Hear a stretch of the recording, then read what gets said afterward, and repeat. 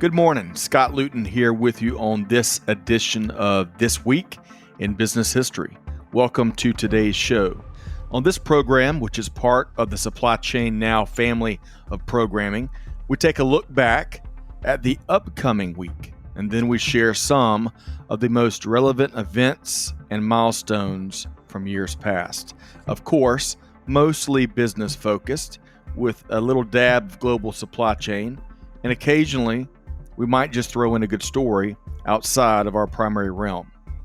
So I invite you to join me on this look back in history to identify some of the most significant leaders, companies, innovations, and perhaps lessons learned in our collective business journey.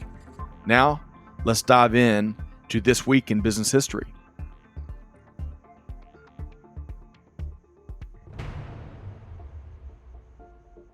Hello and thanks for joining us. I'm your host, Scott Luton, and today on this edition of This Week in Business History, we're focused on the week of January 25th. Thanks so much for listening to the show.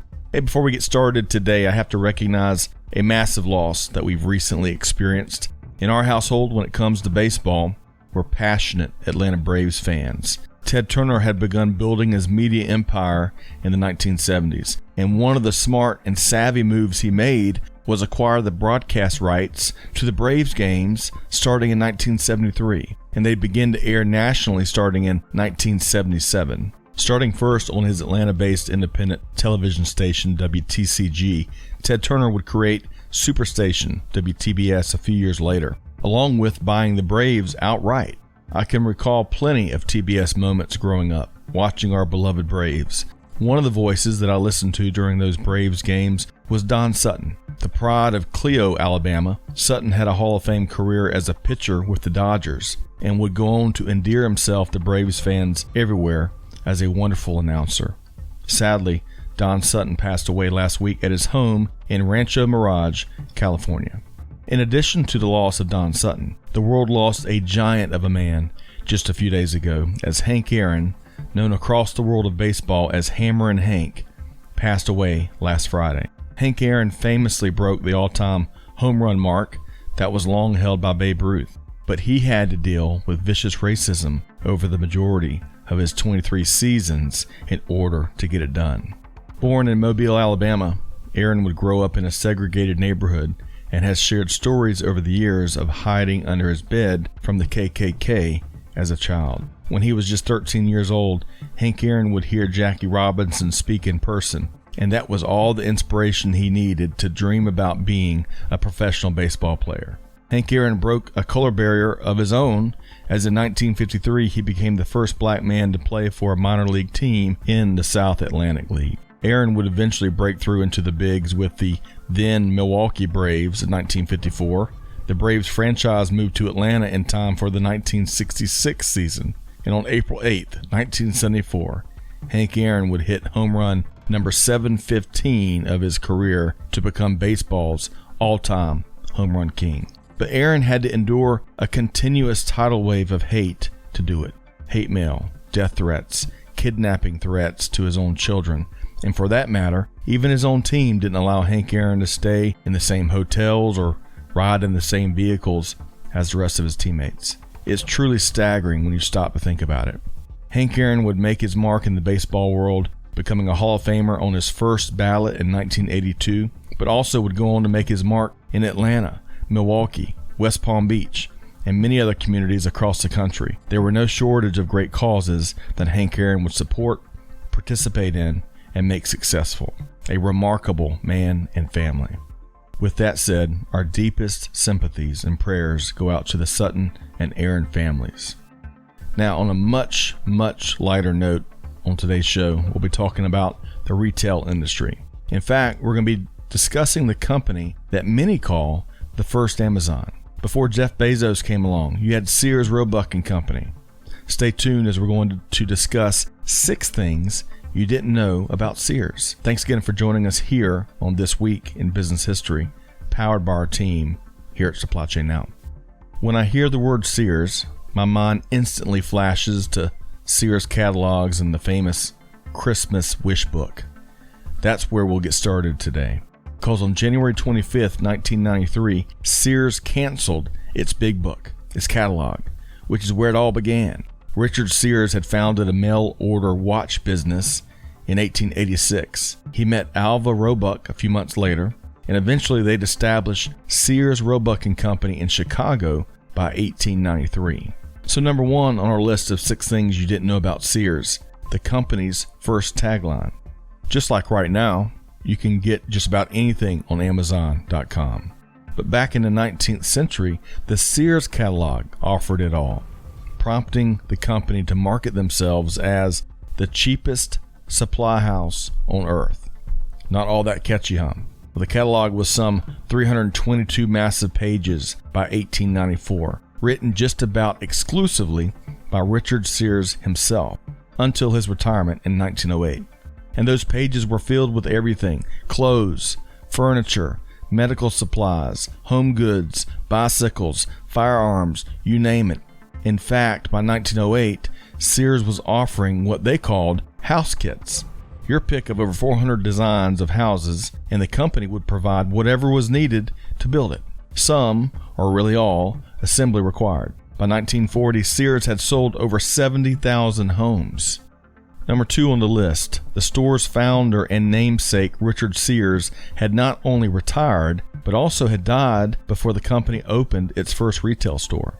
The pride of Stewartville, Minnesota, Richard W. Sears retired in 1908. He reportedly had accumulated a net wealth of about $25 million by operating the mail-order behemoth. But he had never planned to open a brick-and-mortar store. That approach allowed the company to keep overhead really low. But the company's growth depended on Richard Sears' sales and marketing genius. For example, the famed Iowazation strategy. Richard Sears would ask its best customers in Iowa to distribute about 24 Sears catalogs. Those great customers would earn commissions off what was purchased from the catalogs that they had distributed. This Iowazation strategy worked so well that it was expanded to other parts of the country. Number 3 on the list of 6 things you didn't know about Sears, Richard W. Sears was one heck of a salesperson, but he struggled with the operational side of the business. In fact, it's been said that Sears' ability to drive tons of sales, but fail miserably on execution and fulfillment and management, well, that drove Alva Roebuck crazy. And Roebuck would leave the business in 1895, partially due to these frustrations. That was a huge turn of events for the company, though, because it opened the door for Julius Rosenwald to buy into the business. Now, Rosenwald had serious management chops and recognized the need for a new operational approach for the burgeoning mail-order company. He would implement a variety of new processes that streamlined operations, reduced errors, and added capacity. That's a great thing, because by 1906, Sears was averaging 20,000 orders a day.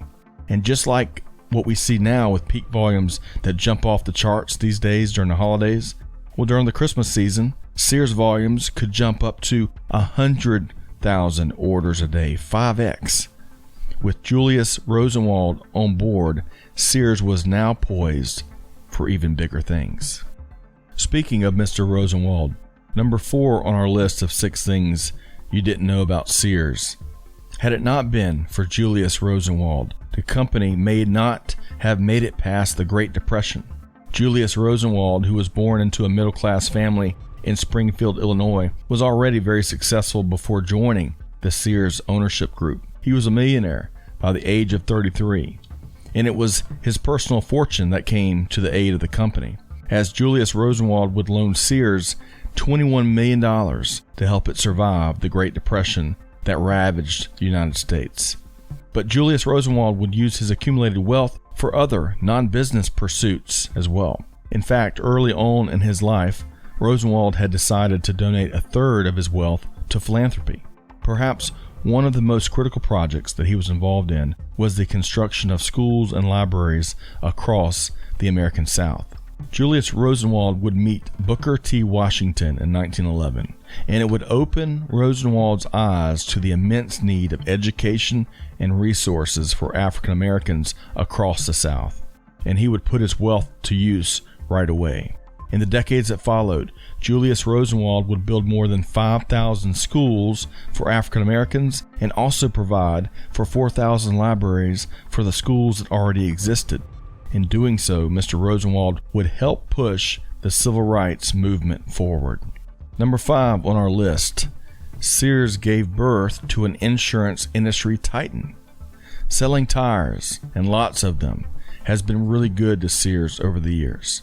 It all started in 1925, as the story goes. Sears CEO at the time, Robert E. Wood, led a national survey to name a new brand of tires that the company would offer in their catalog and stores. Allstate was the winning response from consumers across the country, and thus Sears would launch that popular brand of tires. Before it was all said and done, though, the Allstate name and brand would be used by Sears on a wide range of products, including camper shells, fire extinguishers, and even automobiles. That's right, Sears offered 2 Allstate automobiles in the 1950s, the Standard and the Deluxe editions. Now, in 1930, while playing a game of bridge on a train, Carl Odell told Sears CEO Robert E. Wood that the company should consider offering auto insurance by direct mail. Odell said that using direct mail, no commissions would need to be paid out, as no salespeople would be needed. By April 1931, Allstate Insurance Company was launched by Sears, and the rest is history. Spun off by Sears in 1995 so it could focus on its traditional retail business, Allstate has become a Fortune 500 company and major player in the insurance industry. And all of that brings us now to number 6 on our list of 6 things that you didn't know about Sears. The company played a big role in the early days of the World Wide Web. In 1984, 3 big companies came together to develop a videotex service. Videotex. Sears, CBS, and IBM joined forces to form Trentex. As Benj Edwards stated in a July 2014 article in The Atlantic, quote, "The plan as conceived from a corporate standpoint was almost naively simple. The world's largest retailer, Sears, would provide online shopping. The world's largest media conglomerate, CBS, would provide content and information. And the world's largest computer company, IBM, would provide the underlying technology," end quote. But CBS would drop out, leaving Sears and IBM to launch the project, which they renamed Prodigy. Now, Prodigy did well for several years, but ultimately was surpassed by AOL, and it was eventually killed off as the internet really opened up connectivity to all by the late 1990s. Prodigy would be officially shut down in early 1999. Now, this Prodigy initiative is intriguing, as it showed Sears' early interest in e-commerce possibilities. However, despite being somewhat of a first mover, the company never could really crack the code there. In a July 2020 article by Tricia McKinnon for Indigo Digital, there's a great quote to this end.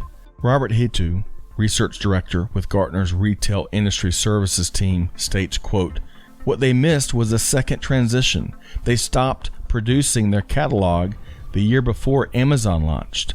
What they failed to see was the next phase. They failed to see that, yes, the traditional catalog was maybe not the way forward, but the digital catalog would be. Theoretically, if they had the vision, they could have figured out how to move the catalog into e-commerce, but they didn't do that," end quote. Well put. And that failure to effectively compete despite the head start in the e-commerce landscape, well, that would set the stage for a massive bankruptcy and difficult times for one of the nation's most prolific and legendary retailers. Sears is down to 74 stores, as compared to almost 1,000 locations in 2018. But some of that empty real estate is being put to good use. In fact, it's being used in the coronavirus vaccine distribution rollout. Well, that just about wraps up this edition of This Week in Business History. Big thanks to you, our listener, for tuning into the show each week. Hey, be sure to check out a wide variety of industry thought leadership at supplychainnow.com. Friendly reminder, of course, you can find This Week in Business History wherever you get your podcast from. Hey, be sure to tell us what you think. We would love to earn your review. On behalf of the entire team here at This Week in Business History and Supply Chain Now, this is Scott Luton wishing all of our listeners nothing but the best. Hey, do good, give forward, and be the change that's needed. Be like Hank Aaron. And on that note, we'll see you next time here on This Week in Business History. Hey, thanks everybody.